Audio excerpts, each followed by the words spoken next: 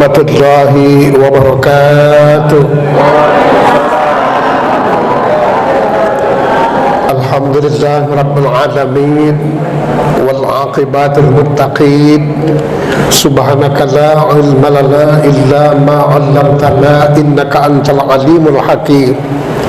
Asyhadu an la ilaha illallah wahdahu la syarika lah wa asyhadu anna Muhammadan abduhu wa rasuluh. Allahumma salli ala Muhammad wa ala ali Muhammad. Allahumma ihdinas siratal mustaqim siratal ladzina an'amta alaihim minan nabiyyin was-siddiqin wasyuhada'i was-salihin. Amma ba'd. Bapak kepala desa yang kita hormati dan kita banggakan, para ulama-ulama, ustadz-ustadz dan juga yang kita muliakan, para ketua pengajian Majelis Taklim Al-Musabbihin juga yang kita hormati, serta ibu-ibu ketua perwitan pada hari ini yang juga turut hadir, dan juga para bapak maupun ibu-ibu hadirin yang berbahagia. Syukur alhamdulillah, mari kembali kita ucapkan kehadirat Allah Subhanahu wa ta'ala atas rahmat dan izinnya. Pada kesempatan hari ini kita dapat berkumpul di tempat yang mulia ini dalam rangka meraih dan merebut kebahagiaan dan kemuliaan yang disediakan Allah di bulan Ramadan ini. Semoga seluruh aktivitas apa yang kita buat hari ini mendapat ridha dari Allah Subhanahu wa ta'ala. Salawat beriring salam mari kita sampaikan pula pada junjungan kita Nabi besar Muhammad Rasulullah sallallahu alaihi wasallam, beserta untuk seluruh keluarganya dan juga para sahabat-sahabatnya sekalian. Mudah-mudahan kita semua yang hadir beserta kedua orang tua kita, insyaallah semoga kelak memperoleh syafaat di kemudian hari. Bapak Ibu hadirin yang dimuliakan Allah, jam 11 sebagaimana biasa kita bubar ya, sesuai dengan perjanjian. Jadi waktu ceramah tinggal 5 menit, saudara hadirin. Kenapa Pak Ustadz? Karena sholat tasbih dengan doanya itu 45 menit. Tetap saudara hadirin 45 menit. Cuman gak apa, hari ini saya lebihkan waktunya menghormati Bu Hajjah Lena yang sudah lama tak kunjung tiba. Ya, Bapak Ibu hadirin yang dimuliakan Allah, Ustadz Hendro tadi pesan, katanya dia minta sarung. Kalau saya nggak mau saya sarung. Kenapa? Payah lari kalau dikejar corona, saudara hadirin. Ya, iya. Bapak Ibu hadirin yang dimuliakan Allah, ini mau kita sambung kaji yang lalu. Apa tersebut kaji terakhir Bapak Ibunya. Ya, kalau kita sambung kaji yang lalu, nikmatnya sholat yang khusyuk mungkin memang waktunya nggak bisa. Ya, atau kita tutup doa, lebih bagus lagi saudara hadirin. Ya, Bapak Ibu hadirin yang dimuliakan Allah, pada waktu yang lalu hakikat Bapak Ibu sholat itu memang makhluk Allah. Ya, jadi Bapak Ibu yang belum pernah belajar ilmu tasawuf, supaya agak dihaluskan kajinya saudara hadirin, terutama di penghujung Ramadan ini. Kita kan udah tua-tua ya, sebentar lagi habis umur kita saudara hadirin. Tapi insya Allah yakin dan percayalah Bapak Ibu, kalau sering kita tersebut WA malaikat Israel, insya Allah Pak Bu panjang umur itu saudara hadirin. Apa iya Pak Ustaz? Iya, demi Allah. Cuman kan problemnya banyak orang tak tahu nomornya. Saya nomor Ustaz Hendra aja nggak tahu saya, baru tadi saya minta saudara hadirin. Ya, nah ini Bapak Ibu saudara hadirin. Jadi pada hakikat yang sebenarnya Bapak Ibu, memang sholat itu makhluk Allah. Pada waktu yang lalu, tanah, air, angin, api itulah makhluk Allah berbentuk tempat, namanya bumi. Allah jadikan pengisinya namanya manusia, cuman ganti Allah dalam tubuh kita ini. Tanah pada waktu kemarin kata Allah dalam Al-Quran itulah jadi daging, air jadi tulang-tulang belulang, angin jadi urat-urat syarat, api jadi darah. Makhluk namanya tersebut manusia untuk mengisi dan menata alam semesta ini, supaya manusia tidak merasa sombong, tidak merasa hebat, tidak merasa yang paling segala-galanya. Dibuatlah satu lagi Bapak Ibu makhluk berbentuk perintah. Duduk dalam solat itulah sifatnya tanah, sujud dalam solat itulah sifatnya air, rukuk dalam solat itulah sifatnya angin, berdiri dalam solat itulah sifatnya api. Itulah namanya makhluk berbentuk perintah, namanya solat. Secara ilmu hakikat Bapak Ibu, ilmu tasawuf, bumi inilah syariatnya, solat itulah tarikatnya, penghubungnya, diri manusia itulah hakikatnya. Bila kata baginda Rasulullah, syariat, tarikat, hakikat bersatu padu, inilah yang disebut dengan makrifat. Itulah sebabnya baginda Rasulullah, as-salatul mi'rajul mu'minin, solat itulah mi'rajnya orang-orang yang mukmin. Cuman kan problemnya kita belum bisa solat kita mi'raj. Itu yang jadi masalah. Masih suka kali kadang-kadang melalak-melalak solat tuh, ya. Padahal udah tua-tua, malu awak saudara hadirin. Masa awak solat di masjid, hatinya sudah di rumah. Masa awak solat tersebut, hatinya entah kemana-mana. Ini harus dibenahi. Tak boleh saudara hadirin. Kalau orang baru-baru belajar solat, oke, tapi dah tua 40 tidak boleh saudara hadirin. Tidak ada satu pun nanti yang selamat di padang mahsyar saudara hadirin, kalau solatnya tak beres saudara hadirin, ya. Selalu kita sampaikan, surga itu bukan murah harganya, mahal. Satu sisi murah. Nah, ini perlu kita capai saudara hadirin, ya. Jadi ini maka disebutkan baginda Rasulullah, as-salatul mi'rajul mu'minin, solat itulah mi'rajnya orang mukmin. Batinnya dan luarnya itu harus solat.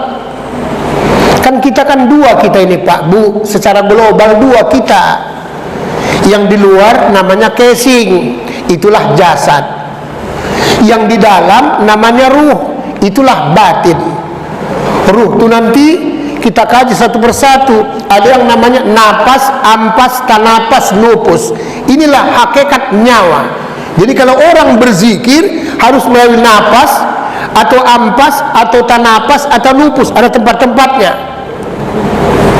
Ruh itu pun begitu juga. Ada yang ruh jasmania, ruh ruhania, ruh idhofi, atau ruh sultania, atau ruh idhofi, atau jiwa yang tenang. Itulah sering saya sampaikan di mana-mana ibu-ibu. Saya kalau ceramah ada orang mau tidur, demi Allah saya tidak pernah marah saudara hadirin. Kenapa? Karena saya paham ada yang mau keluar dari dalam tubuhnya saudara hadirin, ya. Jadi kalau ada mereng-mereng, itu dia mulai mereng kiri, mereng ke kanan, mereng ke depan, macam-macam dia. Ada yang mau keluar, nggak ada masalah, karena batai serapnya. Asal jangan keluar tersebut ruh sultania dengan ruh idopi atau jiwa yang tenang kata Allah dalam Al-Quran. Kalau ini yang keluar berbahaya saudara hadirin. Terpaksa di depan sana pasang bendera 2 biji, satu merah, satu STM, ya. Nah Bapak Ibu hadirin yang dimuliakan Allah, baginda Rasulullah berpesan, sallu kama ra'aitumuni usalli, salatlah kamu sebagaimana engkau lihat aku salat kata Nabi. Harus kita lihat semua Pak Bu, geraknya seperti apa, matanya kemana. Tidak boleh bergerak-gerak yang lain-lain. Ada orang kadang-kadang salat badannya tapi matanya tidak, melalak begini-begini dia. Tidak boleh. Ada yang sholat tapi tangannya bolak-balik garu-garu. Kalau ibu bapak ke Mekah, banyak kali orang begitu sholat. Jangan pikir Mekah Madinah itu hebat. Tidak boleh jadi contoh sih. Allahu Akbar. Ada yang begini-begini. Ada yang begini macam-macam. Kalau dalam kajian tasawuf itu salat monyet, saudara hadirin. Tidak boleh. Harus seluruhnya harus salat zahir dan batin. Astagfirullahaladzim. Supaya apa? Nanti supaya diberikan Allah kita hidayah, petunjuk. Kan enak, orang nggak nampak kita nampak, orang nggak dengar kita dengar. Apa nggak enak? Rezeki itu pun begitu juga, yang nggak nampak pun bisa diberikan Allah. Apalagi yang nampak, lebih parah hebat lagi, saudara hadirin. Ya. Kan kita gunanya kita tersebut mengaji ini Bapak Ibu supaya berubah 4 macam hakikat yang sesungguhnya. Pertama tersebut supaya berubah, saudara hadirin, pola pikirnya. Harus berubah pola pikirnya. Kita sudah mengaji harus aktual, modern tapi Islami, saudara hadirin. Nggak boleh tersebut. Kita umat Islam ini longo-longo, nggak boleh. Harus berubah daya zikirnya, saudara hadirin. Yang kedua, yang ketiga harus berubah, saudara hadirin, gaya hidupnya. Karena banyak ibu-ibu zaman sekarang gaya hidup TikTok. Kadang tak pakai baju dia, cuman kau saja TikTok tersebut. Nggak tahu dia nonton jutaan orang. Berapa dosanya coba? Nggak cukup 1 kali sholat tasbih, nggak cukup, saudara hadirin. Baru berubah keadaan hidupnya. Apapun ceritanya, kalau bisa kita ini kaya, walaupun nggak kelewat kaya. Malulah kita, saudara hadirin. Kalau saya, Bu, Pak, ini kali saya dengar Bu Hajjah Lena. Ini kali sudah, ya tiap tahun kita sebulan amalannya, dia cuma sekali habis, kalah kita, saudara hadirin. Bukan tanggung-tanggung. Ya, sebulan kita ibadah tersebut, orang yang kaya tersebut, pemurah, 1 hari dia ibadah, kalah awak. Awak ngasih 500 saja pun merengut. Ya udah ambillah. Nah ini Bapak Ibu, saudara hadirin. Nah ini perlu tersebut supaya betul-betul kita haluskan salat kita. Bagaimana caranya? Kan dalam hakikatnya, kan dalam diri kita ini kan ada Allahnya. Itulah sebabnya kata Allah dalam hadis Rasulullah, la ilaha illallah khizni wa man dakhala khizni amina min azabi. La ilaha illallah, bentengku, kata Allah disampaikan oleh Nabi. Barang siapa yang mampu masuk dalam bentengku, selamat, aman dari azab apapun, saudara, termasuk azab corona. Cuman problemnya bagaimana caranya Pak Ustaz supaya bisa bersembunyi dalam benteng kalimat la ilallah. Insyaallah kita sambung kapan-kapan, saudara. Wabillahi taufiq hidayah. Assalamualaikum warahmatullahi wabarakatuh. Kita mau salat tasbih Bapak Ibu sebagaimana biasa, 4 rakaat 1 salam. Ya, 4 rakaat 1 salam. Siapa tahu kemarin-kemarin belum pernah ikut. 4 rakaat 1 salam. Niatnya tidak boleh berjamaah, makruh hukumnya. Cukup dalam hati, kalau nggak tahu shollinya, sholli sunnat tasbih 4 rakaatin lillahi ta'ala. Dalam hati aku niat sholat sunat tasbih 4 rakaat karena Allah, cukup. Allahu Akbar. Ibu-ibu setentang dagunya, kalau laki-laki setentang telinganya. Tidak boleh begini, makruh hukumnya harus ke depan tangannya. Banyak orang imam walaupun qori masih banyak yang bersalahat, saudara hadirin. Tidak sunnah Nabi, saudara hadirin. Kalau begini tidak boleh, harus begini sunnahnya, setentang telinga. Kalau ibu-ibu di sininya, baru dilipat tersebut tangan. Ini baru boleh di mana-mana. Mau di sini pun boleh, mau di sini pun boleh, mau di sini pun boleh, mau gini pun boleh. Yang penting jangan Allahu Akbar. Jadi mau apa? Itu yang tak boleh. Karena itu hilapiah. Kalau ini tidak hilapiah. Dibaca Allahu Akbar kabirong boleh, Bu. Dibaca Allahumma ba'id pun boleh. Yang tak boleh Allahumma dini fi man hadait, tak boleh. Baru dibaca Fatihah, baru kemudian dibaca ayat supaya seragam kita ayatnya. Karena waktu kita tersebut sudah jauh kali. Nah, baca ayat pertama qul ya al-kafirun, ayat kedua, rakaat kedua qul huwallah, rakaat ketiga al-falaq, rakaat keempat qul a'udzu birabbin nas. Andai kata ada di antara ayat itu nggak hafal juga, boleh. Rakaat pertama alif lam mim, rakaat kedua alif lam ra, rakaat ketiga toha, rakaat keempat yasin, aman, saudara hadirin. Ya. Kemudian baca tersebut tasbihnya setiap berdiri 15 kali. Cara mengeranya, tekan anak jari-jari kita. Subhanallah walhamdulillah wa la ilaha illallah Allahu akbar. Subhanallah. Jangan sampai terangkat, tidak boleh. Ya. Maka saya kadang-kadang itu marah dengan kawan-kawan salat tasbih itu kuat-kuat bacaannya, tidak boleh. Sedangkan zuhur aja yang wajib pun makruh hukumnya kuat, apalagi yang sunat. Ngapainlah kita beramal ibadah kalau nanti korting, wah rugi kita, untuk apa? Ya, kalau bisa pun jangan kuat-kuat, apalagi dizaharkan, tak boleh. Ya, supaya apa? Jangan terganggu sebelah orang. Subhanallah alhamdulillah, itu terganggu. Subhanallah alhamdulillah, subhanallah. Nanti pala kalau apa mau kau? Pala kawan tuh. Ya, 15 kali. Baru nanti rukuk 10. Bagus Pak Bu, istinjaknya yang bagus. Tak boleh nggak bagus, saudara hadirin. Nanti air wudhu itu pun saya kasih tahu bagaimana berwudhu yang sesungguhnya. Karena banyak orang berwudhu kurang sempurna, apalagi udah tua-tua. Kan kalau tua-tua Pak Bu, ini kalau nggak digosok, nggak melekat air tuh. Kenapa Pak Ustaz? Ya udah keriput semua. Iya, keriput semua dia. Nggak lengket air itu lagi. Itu makanya kalau udah tua kali tengok, orang pun payah lengket, saudara hadir. Ditanya orang, udah lewat ibu sekolah, nggak nampak aku. Iya, orang nggak lengket. Ya, harus dibetulkan ya. Kan istinja itu kan Bapak Ibu kan 3, bersih badan kita, hadas besarnya betul. Maksudnya tidak boleh ada yang menghalangi di badan kita. Ibu kalau ada suaminya pakai tato, suruh buang, wajib, saudara hadirin. Wajib dibuang. Kalau sudah dibuang payah, itu baru dimaafkan, diampunkan Allah. Kenapa?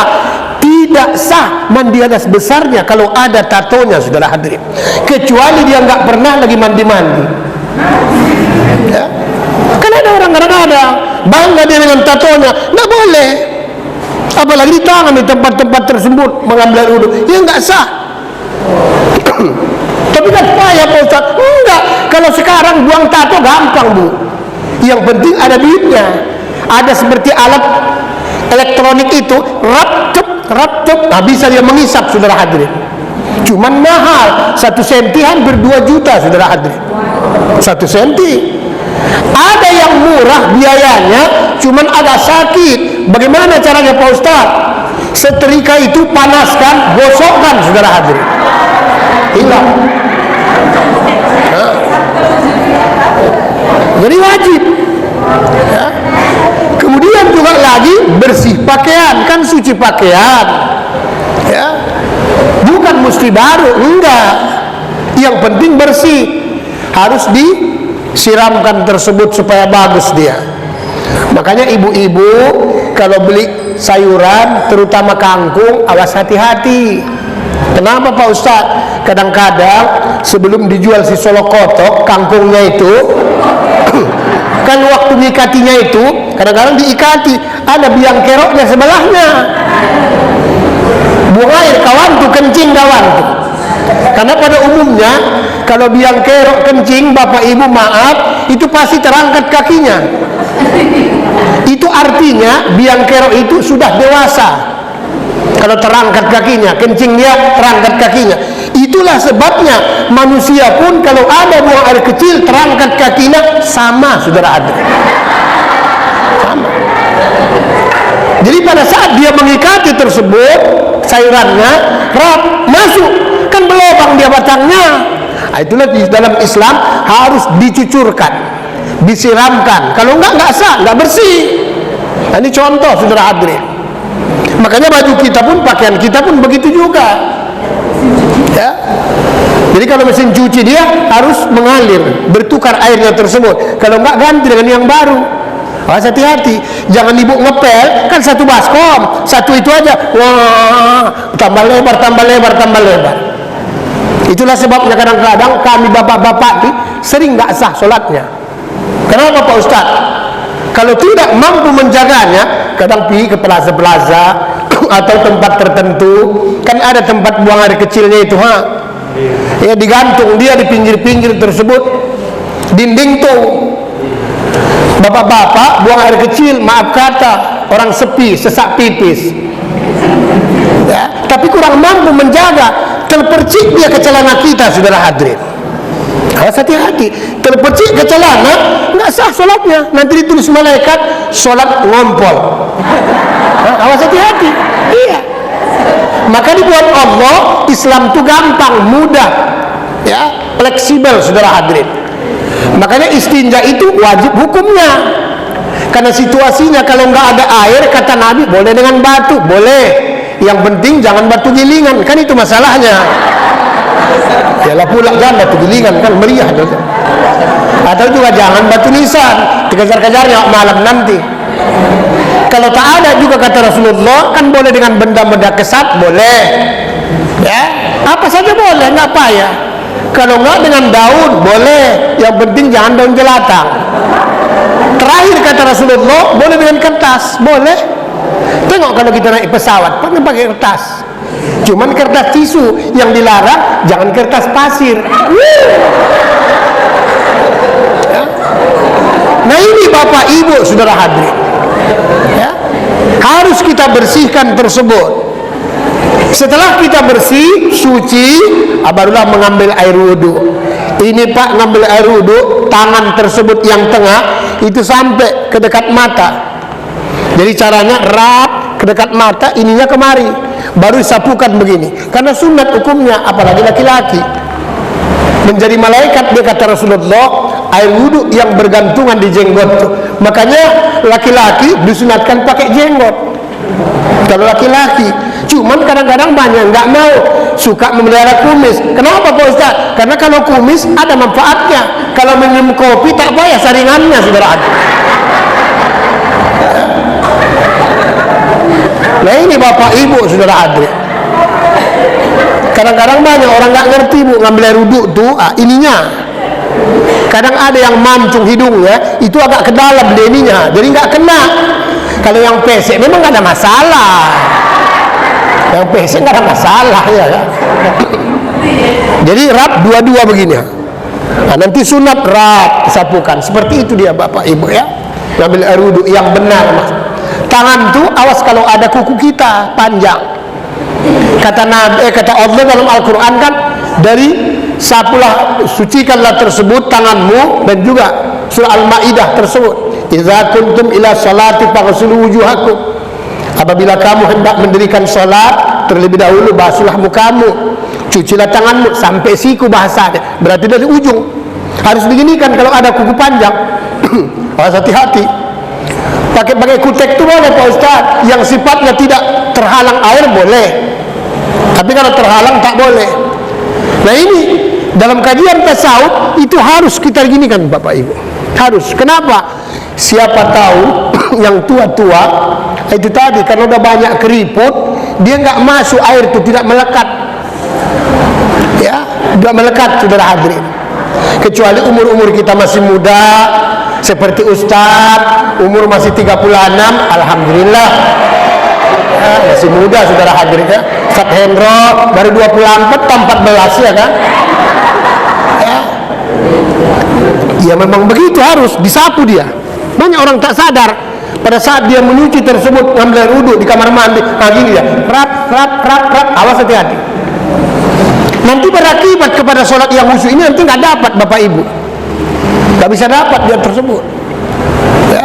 Begitu juga menyapu kepala. Kalau Imam Syafi'i sebenarnya 3 helai rambut sudah cukup, kan kening disapu. Ada juga orang nanya, kalau keningnya botak Pak Ustadz gimana? Apa cukup begini? Kan ada juga yang begitu, rambutnya tinggal di belakang, rahat. Harus kena rambutnya? Tidak. Ya botaknya aja pun nggak apa-apa, udah orang namanya bulan ada rambutnya lagi. Cuman jangan banyak tingkah awak kalau udah botak. Kenapa Pak Ustaz? Jangan ikut-ikut anak muda. Anak muda kan keren, asal bersisir, sisir kanan, sisir kiri, colok kadang-kadang saudara hati. Ikut bapak-bapak, botak kepalanya, sisir kanan, sisir kiri, colok. Apa yang mau dicolok? Orang botak. Nah ini cara mengambil air wudhu yang benar saudara hati, supaya nanti sholat khusyuk itu 5 syaratnya. Nanti bisa kita kupaskan, cuman terpaksalah. Bersambunglah kajinya ya kan, tidak mungkin. Tengah 12 sudah. Iya, tengah 12. Nanti Bu Lena jauh kali rumahnya, lama kali pulang kan kurang bagus juga, ya kan? Ya, awak lagi lebih jauh lagi, saudara hadirin. Ya. Nah ini Bapak Ibu hadirin yang dimuliakan Allah. Setelah kita mengambil air wudhu, Bapak Ibu dengan benar, barulah pakai doanya. Hari ini saya ajarkan salah satu resep doa. Setelah kita berdoa, asyhadu an la ilaha illallah wa la syarikalah dan seterusnya, berdoa Bapak Ibu, Allahumma ja'alni minat tawabin wa ja'alni minal mutatahhirin. 5 doanya itu.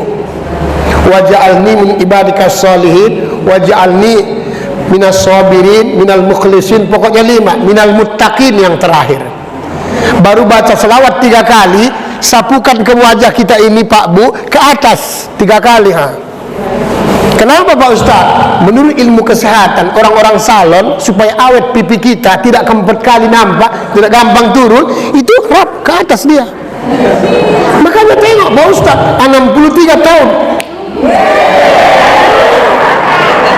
Kalau pakai celana li, buka, maka saya nggak mau sarung, karena sarung payah 2 kali awak nampak. Ya. Nah ini Bapak Ibu saudara hadirin, coba amalkan saudara hadirin. Bagi anak-anak gadis yang belum dapat jodoh, setiap subuh amalkan doa Nabi Yusuf supaya orang senang. Yang tak boleh itu, jangan bapak-bapak mengamalkan doa Nabi Yusuf, berbahaya. Orang melihat kita Bapak Ibu senang aja, nggak tahu, karena ada juga orang kadang-kadang wajahnya cantik tapi orang nggak senang. Kenapa? Orang merungut aja. Kita tegur, assalamualaikum, waalaikumsalam, mau apa? Iya. Ini rahasianya. Kita azan, kita marhaban, kita sholat dan berbagai macam, kontak Nabi Daud alaihissalam, saudara hadirin. Suara Nabi Daud itu sungguh luar biasa. Kita enggak kori, kita tidak hebat kali baca Qur'annya, napas pun enggak pala. Tapi kalau kita yang baca, bisa orang nangis, saudara hadirin. Astagfirullah. Itulah hebatnya, saudara hadirin, makrifatnya tersebut. Ya, bukannya hebat kali kadang-kadang, tapi bisa orang nangis. Apalagi dibuat azan subuh, ya Allah, siapa yang santi Allah ya Rabbi. Terpesona orang, saudara hadirin. Ya. Nah inilah sebenarnya banyak. Jadi mengambil air wudhu tersebut, berdoalah seperti itu setiap mengambil air wudhu. Ya. Kemudian Bapak Ibu jangan lupa sholat sunat wudhu. Sholat sunat wudhu mahal harganya, saudara hadirin, apalagi tasbih. Justru itulah jam 8 kita mulai, tengah 8 sudah datang. Sholat sunat wudhu, baru tahiyatul masjid, baru sholat sunat duha.